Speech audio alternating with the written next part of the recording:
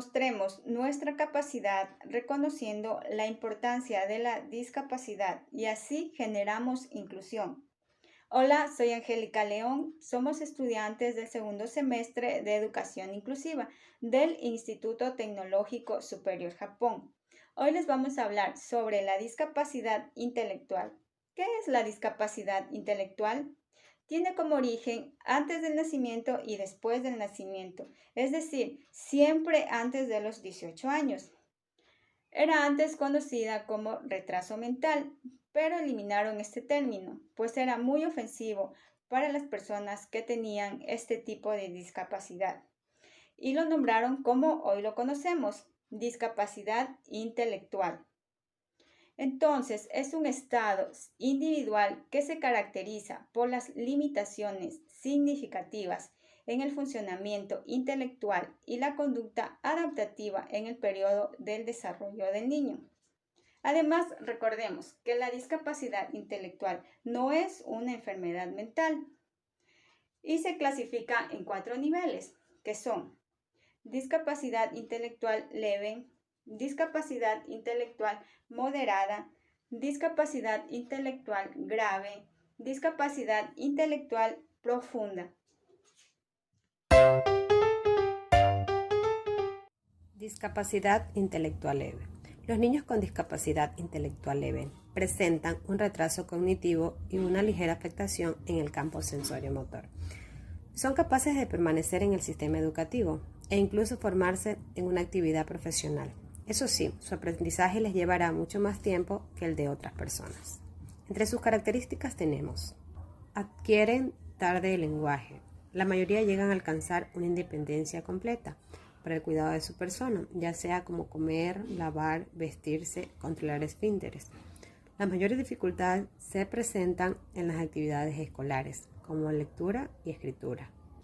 El objetivo principal del tratamiento es desarrollar al máximo el potencial del niño, cuyo tratamiento es diagnosticado a cada niño por un especialista. Abordaje psicopedagógico, abordaje fisioterapéutico y abordaje psicoterapéutico. La discapacidad intelectual no es una sentencia de muerte, son seres humanos que sienten, que viven, solo necesitan de tu apoyo para poder alcanzar todas sus metas. Moderada presenta, la mayoría de los niños y niñas muestran un significativo retraso del desarrollo durante la edad preescolar. Cuando crecen, las diferencias en el desarrollo intelectual, social y motor general que separan a estos menores de los que no presentan discapacidades suelen aumentar. Hablan tardíamente y con notable dificultad en el lenguaje expresivo y comprensivo. Pueden adquirir hábitos de autonomía personal y social con más dificultad en la adquisición de estos últimos. Presentan un aceptable desarrollo motor y pueden adquirir habilidades pretecnológicas básicas para desempeñar algún trabajo. Difícilmente llegan a dominar materias como la lectura, la escritura y las matemáticas. Los niños y niñas con discapacidad intelectual moderada pueden asistir a aulas en escuelas regulares con programas altamente estructurados y diseñados para enseñarles las capacidades necesarias para la vida diaria. El apoyo educativo debe ser concentrado, es decir, mayor en las áreas específicas curriculares. La mayoría de las personas con discapacidad intelectual moderada deben recibir apoyo individualizado y contar con la supervisión de otras personas para vivir y trabajar en sociedad.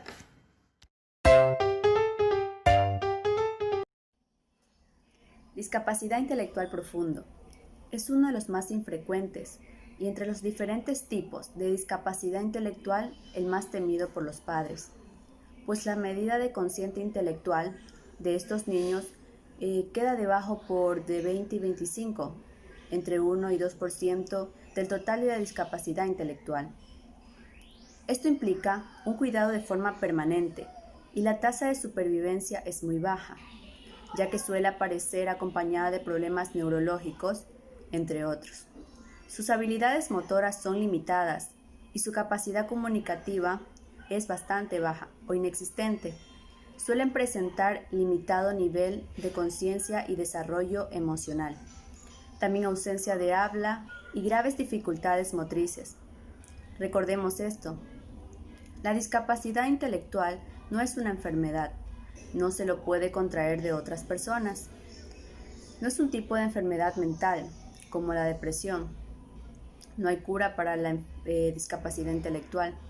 Sin embargo, la mayoría de los niños con una discapacidad intelectual puede aprender, hacer muchas cosas, solo que les toma más tiempo y esfuerzo que a los demás niños. Según lo anteriormente expuesto, podemos deducir que la discapacidad intelectual no es una enfermedad mental.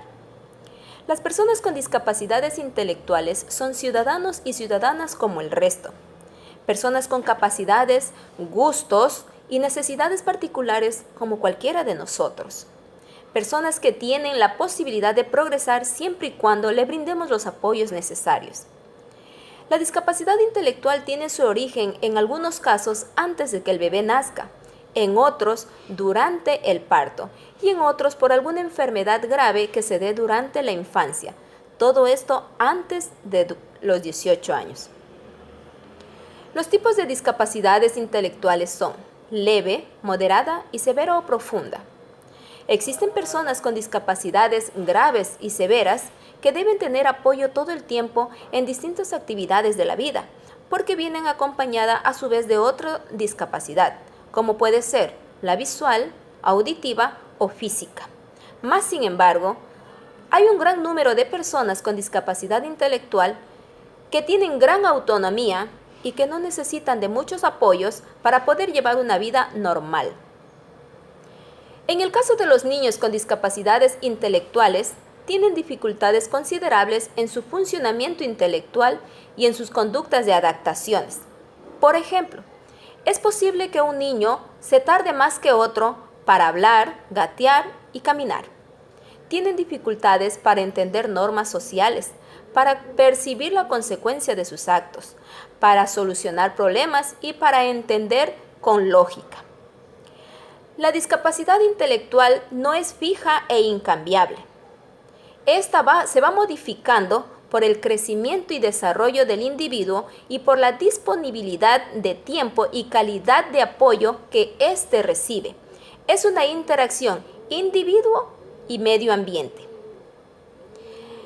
La tarea primordial es detectar las limitaciones de las capacidades, que va de la mano con las edades y las expectativas futuras, con el fin de proporcionar los mejores apoyos necesarios en las distintas dimensiones y áreas en las que la vida de la persona se expresa y se expone.